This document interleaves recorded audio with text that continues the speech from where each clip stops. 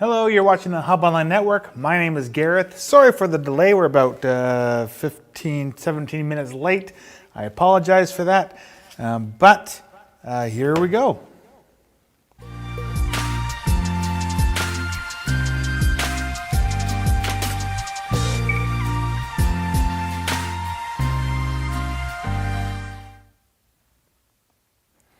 So the reason we were late is I was trying to upload an interview I had done with Joan Henderson from the Equality Project. She has been working, they were evacuated yesterday due to the flooding in Cache Creek. And so she had a few comments to say about that. But I couldn't get it uploaded properly. I don't know why. I'll have to sort that out for tomorrow. So stay tuned for that. And yeah, so anyway, today, we got some new, let's do this again. Let's take another brief moment of silence for the victims of the mass shooting in Nova Scotia, the biggest mass shooting in Canadian history. So let's just take another 15 seconds to reflect on that.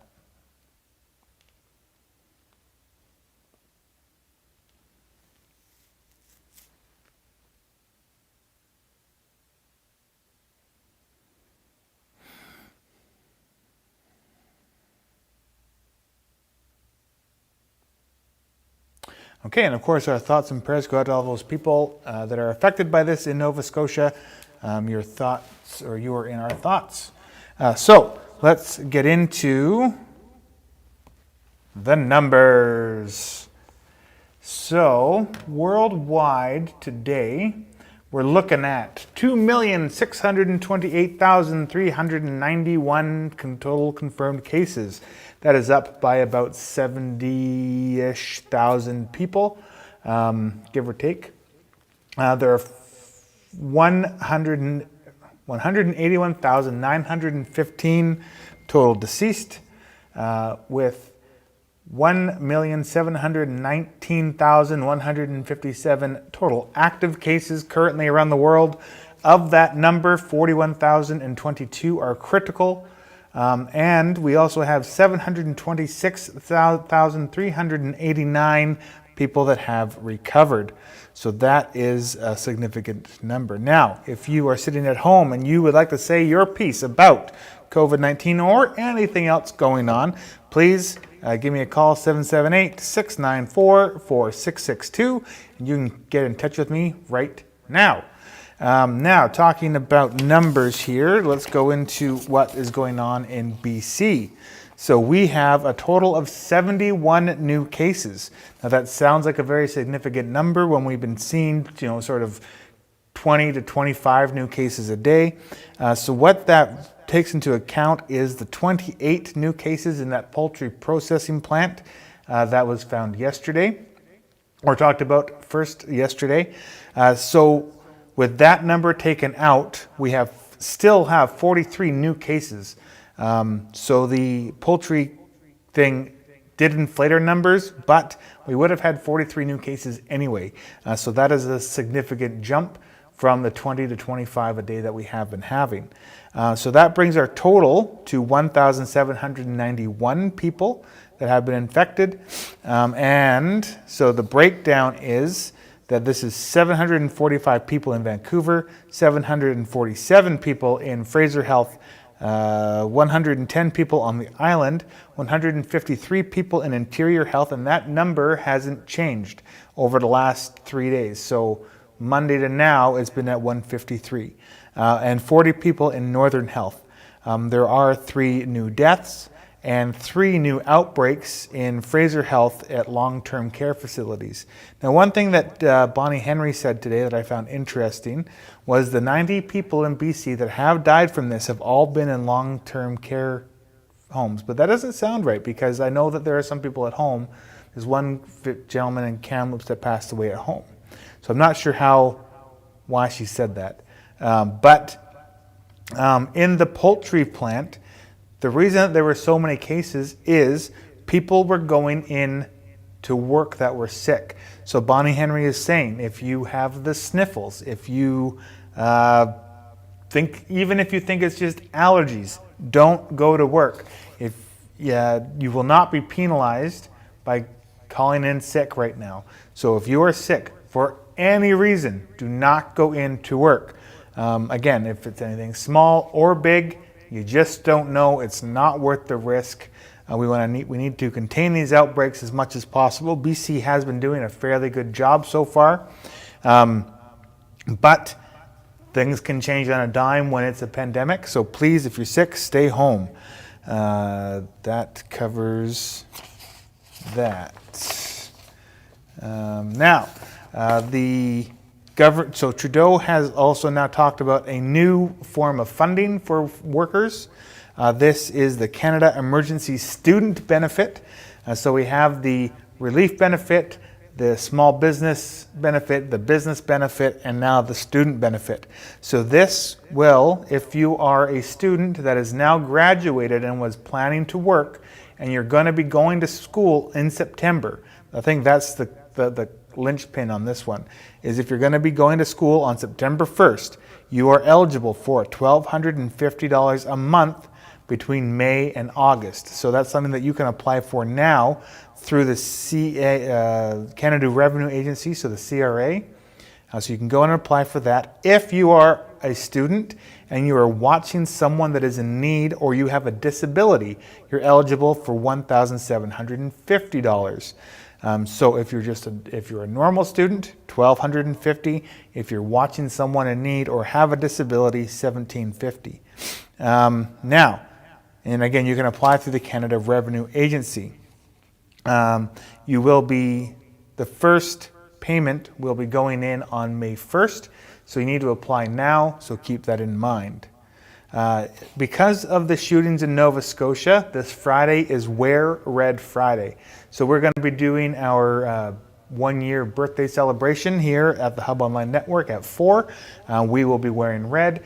Jessica will be in the studio with myself 15 feet away running the board. But we will both be wearing red.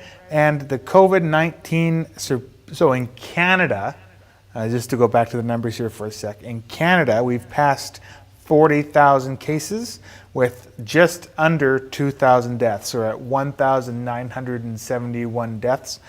So just below the 2,000 number. And it is Earth Day, so happy Earth Day if that's something that you are into. Now, let's do something fun here before we start talking about floods. So we have a video from Jessica, and she's making brownies, I believe. Hi everybody, and welcome to my kitchen. Today we are going to make some yummy, delicious, gluten-free brownies. Now, I am going to also make them egg-free and also not put any oil in, but any which way you want to do it, you can do it. So the recipe itself calls for 2 eggs, some melted butter, and we're just going to mix it all up. With gluten-free stuff, we do want to let it sit for 20-30 minutes before we throw it in the oven. So we'll let it sit, and then we'll bake it, and then we'll have some yummy, delicious brownies to try later. So, step 1.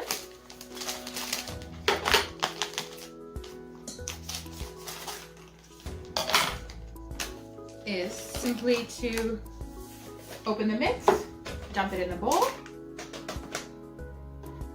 Step 2, so I'm using pureed pumpkin for my egg and oil replacement.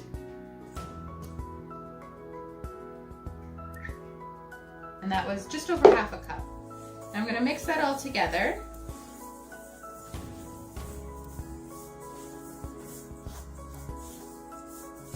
And I think I will actually have to add some oil. So I'm going to just use some light extra virgin olive oil, but I'm just going to use half of the amount it suggests. So just 1/4 cup, just to add that little bit of extra liquid that the recipe is going to need. So I'm mixing it all up. Now this mix is made using chickpea flour, which is a really great high protein alternative for any actual regular gluten flours. Now, doesn't that look delicious? Don't you want to just eat it right now? But raw chickpea flour is not delicious at all. So we have to resist the urge to lick the spoon. And we're just going to let it sit for 20 minutes, and then we're going to pop it in the oven, and we'll see what it looks like when it's done. Okay, so I put our brownie batter into our 9 by 9, 8 by 8 or so slightly greased pan. I put it in the oven for just about 20 minutes. And now I've let it sit and cool a little bit, and it looks delicious. And we're gonna try it. Alice wants to try it, so we're gonna just give it a cut. It is a little bit gooier because of the no egg. But it's still super delicious. So, you want to try it, Alice? What do you think? Is it chocolatey? It's chocolatey. It's delicious. And hidden vegetables. Win-win. What hidden vegetables?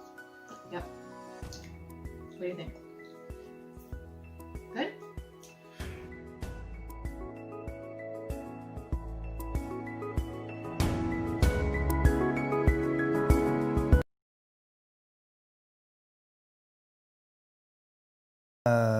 Thank you, Jessica, for that. So Jessica is also at home in the chat. So if you would like to just type something in, Jessica can respond to you right now. So let's start talking about flooding.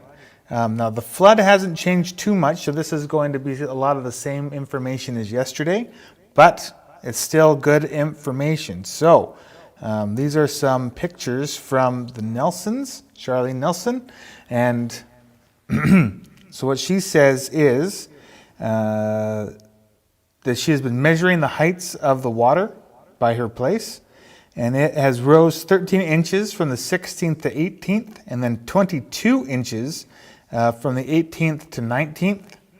And then last night it rose a lot. This was a couple nights ago. It was too unsafe for her to measure, but the last time she did measure, this is the Cache Creek, it was up 10 inches from the 19th. Now, what's been going on is the Cache Creek itself has been receding or going down a little bit. It's not down a lot, it's just down a little bit. The main concern moving forward from everything that I can see is the Bonaparte River, which is the one that runs sort of behind Lord Co, by Husky, and then behind the Sage and Sands Mobile Home Park.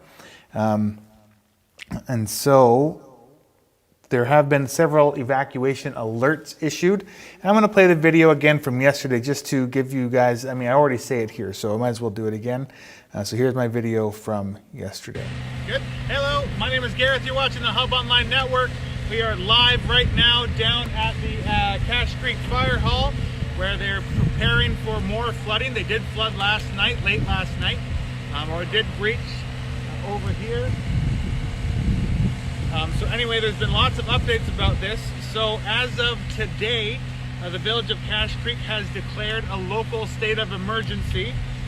So what that means, and I'm just going to read this whole thing to you here, is whereas there is a flooding event within the jurisdiction of the village of Cache Creek, and whereas the flooding poses an existing or imminent threat to people and property within the areas in the vicinity of Cache Creek between Courts Road and eastern boundary of the village of Cache Creek. Now, therefore, it is hereby ordered pursuant of Section 12 of an Emergency Program Act that a state of local emergency exists within the village of Cache Creek for properties in the vicinity of Cache Creek due to flooding. It is further ordered that the village of Cache Creek, its employees, servants, and agents are empowered pursuant to Section 13 of the Emergency Program Act to do all acts and implement all procedures that are considered necessary to prevent or to alleviate the effects of the emergency. Ordered by Mayor Sandra Tallarico as of today. So that being said, now let's just take a look around at what's going on here. So there are lots of bobcats. There's bobcats over here and on the other side of the fire hall, and there's backhoes and stuff over here. They put in a lot of riprap or rocks to try and hold the banks on either side of the river in check. So hopefully that holds. You can see all of the big sandbags and cinder blocks that have been put up to help protect the fire hall. A couple years ago, the water came up and went right through the fire hall, causing a lot of damage. So I got to say good job to the village for being proactive and being able to facilitate everything that's been going on here. This is the main main area that does get flooded out and creates a lot of problems. So then we have a public notice of stage 4 water restrictions. So if you're watching in Cache Creek, stage 4 water restrictions for emergency repairs. This limits water usage until further notice. So for any purpose other than drinking, food prep, and personal hygiene. So no watering your lawns, anything in excess of drinking, food prep, and personal hygiene is not allowed on the stage 4 water restriction in Cache Creek. We also have, so if you are living on in the vicinity of the Cache Creek River and or Bonaparte, because they are expecting the Bonaparte River to go up as well. If you're living in anywhere pursuant to those areas, residents who require sandbags. So sand and bags are available to be filled at the old recycling area near the post office, in the library parking lot, and the Trans-Canada Highway, and at the far end of Cache Creek Park. So there are several places that you can go to get sand and bags, by the post office, in the parking lot at the library, and at the far end of the Cache Creek Park. So if you please maintain physical distancing, as we also are in the midst of the COVID-19 pandemic. So remember, COVID-19, keep your physical distance. Post office, library, and north end of Cache Creek Park. Now there have been a few evacuation orders as well. So pursuant to Section 12, an evacuation order has been issued by the village of Cache Creek due to imminent danger for life safety caused by flooding of the Cache Creek. So members of the RCMP and other applicable agencies will be expediting this action. The evacuation order is in effect for Cache Creek Motor Inn. So that is the hotel that has the subway attached to it. So the Cache Creek Motor Inn has been evacuated. Dairy Queen has not been evacuated yet. There are still people going through the drive-through. So what you must do is tenants have been notified. Please register at the ESS. So there is a emergency reception area attached to the Cache Creek Community Hall. So if you are in the area of the Cache Creek Motor Inn, or there's another one as well. If you are on Courts Road or Brookside Campground, so anywhere along the riverbank that follows Cache Creek, if you're in any of those houses to the Brookside Campground, you're also on evacuation order. So please follow the travel route provided and register at the ESS Reception Center located at the Community Hall. If you need transportation assistance from the area, advise the person providing this notice or call the reception center at 250-457-3081. Again, if you need help and or transportation, call 250-457-3081. Shut off all gas and electrical appliances and other refrigerators and freezers. Close all windows and doors. Close gates, but do not lock. Gather your family, and if you have room, take neighbors or someone in need that needs transportation. Do not use more vehicles than you have to. Take critical items, medicine, purses, wallets, and keys only if they are immediately available. Take pets in pet kennels or on leashes. Do not use a telephone unless you need emergency services. So don't call this number unless you need something. This is not a question line, this is a response line. Other information will be issued as needed as the situation changes. Mayor Sandro Tellerico. So we also have an update from the Equality Projects here. They have also been evacuated, and they say, a quick update, the Equality Project, as of noon today, they have been evacuated. The village of Cache Creek is saying that they will be evacuated for at least 7 days. We are hoping the village will be able to change that order and let us get back to serve our people soon. Thank you, Hub Online Network. So if you were expecting help from the Equality Project due to COVID-19 or just for any other reason, they have been shut down for at least 7 days based off of an evacuation order. So anyway, let's take one more quick pan around just to see all the work that's being done.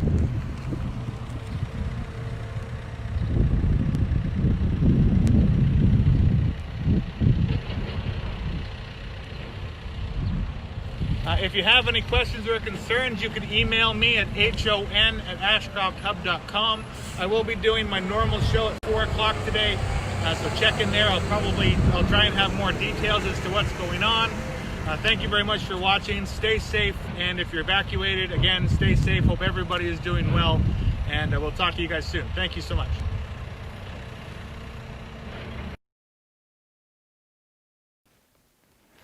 So yes, so that was a main chunk of information from yesterday. The rest of it, and if you have anything that you'd like to say about the flood, again, give me a call, 778-694-4662. And if you're near the river, let us know what's happening in your neck of the world. But note to residents, due to the current flooding situation, the village water line flushing has been postponed. And the village has increased the area of evacuation alerts to include residents of the Bonaparte River side of Old Caribou Road, the Bonaparte River side of Nugget Road, and the Sage and Sands Mobile Home Park. And the RCMP were out yesterday knocking on doors, giving people letters stating information to that effect. We got one. We live in the Sage and Sands Mobile Home Park. And this morning we spent a good, I was there for about an hour and 45 minutes filling sandbags. And thank you to Marcy, Amy, Heather, Kaylee, Don, Maggie, May, Daryl, Amelia, and myself for filling up those sandbags. I'm not sure if anybody else showed up after I left, but they were out there for another half an hour after I went to go get ready to go to work. So thank you everyone that was filling up sandbags this morning. My father-in-law made a very interesting contraption where you can take plant pots, cut out the bottom, put the sandbags on the bottom, and then put it into a holder so you can fill up like 6 bags in one load of shoveling. So that was very, very great. We had 2 of those going, so we were able to fill up 12 bags in like 3 minutes. And then you tie them up. It was great. So there was very ingenious of Mr. Donald Hilliard. So thank you very much for that. What else do we got? The village has provided, so the village has provided sandbags to residents. Of course, I think I covered this in the previous video, but that is at the library, at the old recycling area, and in the park in Cache Creek if you need sandbags. There's no point in waiting. Let's get those sandbags filled up. Brian Gross did fill up 400 sandbags last night, I believe, by himself. I'm not sure if anybody helped him, but he filled up 200 in the Sage and Sands Mobile Home Park area and 200 at the library. So thank you very much, Brian. You're rocking it. So yeah. Now we also have another video. This one's a little bit more lighthearted, so we can change things up a little bit. This is from Joe Petty. We have been asked to put in more arts and crafts into these types of shows. So here is Joe Petty talking about painting rocks. Hi guys, this is a little video about rock painting. Anne McCaig was out driving and we had a little chat from a distance, and she wanted to know if I could show you guys how to make rocks, how to just paint rocks out of stuff that you already have around your house, old paint and stuff. So she gave me these jars of paint, and I wondered about some of them because rocks are usually gray, and here she gave me a gray. And there's a brown, and that's kind of a color that's out there a lot too. But here's another gray, which is they're beautiful colors, Anne, but I don't know if they'll work good for painting a rock. Anyhow, and there's a beautiful yellow, and there is a really earthy red. So when I saw these colors, I thought, well, what do you think Joe Petty thought? I thought sunflower. And then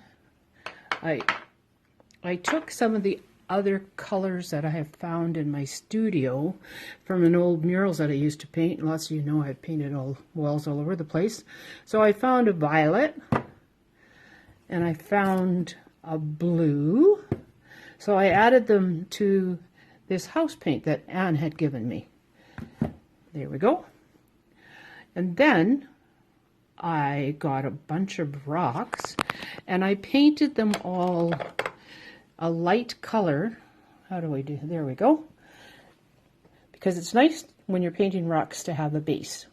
So I painted them all that color for my base color, and that color is right there, and that's color that's in my studio, the walls in my studio. So this one is house paint, and that one is house paint, and this one's house paint, and there's my blue, and there's my purple that I have.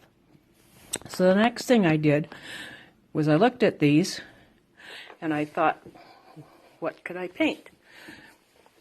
So I went over and I painted a sunflower, and then using the yellow and the red, as you can see, and then a few just a bunch of little dots that I made with the end of the paintbrush, going in different directions and different sizes, just to kind of fill that in. And then I just thought of some lupin kind of flowers, and then there's some little yellow dots in there just to give it a little something different to look at. And the green, that's right there, I made by adding the yellow. I took the yellow and I added a tiny bit of blue to it, and you could see it made a really pretty green color. And I used different tones of that, so little stronger amounts of blue or a little more yellow to get different shades of green. Always when you're mixing color, mix your darkest color into your lightest color. Then I was looking at this rock and I thought, wow, you look like a little fish. So I started painting what in my mind was looking like scales. Then it started looking like something else, not a fish. So I decided, okay, well, I don't know what you are. You're some little creature, so I'll paint you, give you some eyeballs, and I'll give you a smile. And I'm just going to leave you like that. You'll just be a happy little thing to lay on the ground somewhere and hopefully give somebody a smile. And then I went to Desert Hills, and they had these just gorgeous pansies, and they're all over the place. They're just absolutely stunning and beautiful. I thought they'll be a good inspiration. So I brought them back to my studio. Look at them, look at the color. And I painted a pansy, and there it is. And then, here we go. I also want you guys to know that you can just paint the words. Just paint words. And a little, see along here, I just added a bunch of shapes. Then I went into it, and I'm painting them different colors. I'm going to finish it, go all around the edges. All those shapes. And then this was a lava rock, and I thought that's kind of a cool thing to have. And I just painted, I let the paint kind of skim over the top, so the high parts got painted this bluey purple color, and then the white parts are left to play with. And I thought, well, let's just take a Q-tip and we'll add some dots, and we'll just keep adding dots. And this one's just going to be all about shape and color. That's all that's going to be. So it's easy little thing to do. We just wanted to give you something fun to think about, something fun to play with, and maybe take your rocks, put them in your driveway, your own driveway, take them down to the post office. I think I'll take these guys down to the post office. And they just give somebody, and especially in this time, something fun to just look at and pause for a second, maybe smile a little bit. And that's what this project is all about. Painting rocks and using paint that you have around the house, where in my case I had a couple colors from my studio. So there you go. That's what we did.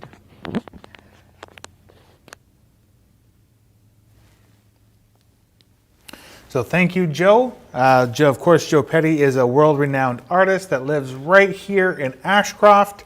We've been lucky enough to be able to interview her a few times throughout our tenure here at the Hub Online Network. And of course, you can see all of those interviews just on our YouTube page. So make sure to check that out. Now, do I have anything new to report? There isn't really anything much else going on other than, of course, the Ashcroft Cache Creek helpline. So if you or if anyone that you know of needs help, the people here at this phone number can get help to you. They can help you get groceries dropped off to your door, prescriptions, mail drops, spiritual support. Just if you need to talk to somebody, if you are self-isolated and quarantined alone and just need somebody to talk to, please call this number. There are several volunteers just waiting, itching to help you out. So again, 250-457-3422 get you in touch with the Ashcroft Cache Creek helpline. Now, of course, the Equality Project, Soups On, and Elizabeth Fry are all part of this collaborative group. And while Equality Project is shut down for the next week, again, I'll have the interview with Joan Henderson tomorrow. But if there's no reason not to have help if you need it. So again, call this number and we will get you guys set up with whatever you may need. Now there is, what else do I have? There is our poll, which talks about, so we've been doing this show daily for just over the last month. So we've been doing this for about 5 weeks. The daily updates from COVID-19 is dwindling in our area. Things are pretty stable right now. So if you are wanting to keep having these daily updates, you can vote for that. Or if you're wanting to go to a 2 times a week method, which would be on Mondays and Fridays, and then Tuesday, Wednesday, Thursday would be other types of content, you can vote for that as well. Personally, I see the merit in both. I just want to talk about this for a second because, so the types of material that would be made on Tuesday, Wednesday, Thursday could even be this daily live type of event, but it would be different types of materials covered on those days. If I'm not doing live things, I have time to go out and film things in the community. It's difficult to do that when I'm trying to prepare for these 45 minute to hour long shows. And so even today when I went and interviewed Joan, tomorrow I'm interviewing Nadine Davenport over video chat. Those things take up extra time. I could make something really, really great if I wasn't doing something live. Or I can try and just really theme the live shows on Tuesday, Wednesday, Thursdays, something other than COVID. So please, if you have any suggestions, you can email us also at hon@ashcrofthub.com. We would love to hear your thoughts on the type of material that you want us to do. So don't just do the poll. Tell us the types of material that you would like us to cover. And as long as I can do my 2 hours of civic material a week, I can spend the other time doing all sorts of other stuff. So please let us know what you want to see. And we also have going on our scavenger hunt. So what this is doing, getting everybody prepared for, is our 1-year birthday celebration, which is happening this Friday at 4 p.m. So the scavenger hunt would get you out of the house with safe physical distancing, doing all sorts of fun stuff around both Ashcroft and Cache Creek. One of the events is even in front of my house. So please, if you haven't done the scavenger hunt yet, go ahead and do that and get your submissions in by Friday. You can send it to us through Google Drive, or I believe you can even send it through just Facebook Messenger, and we'll be able to download from there and get things prepared for Friday.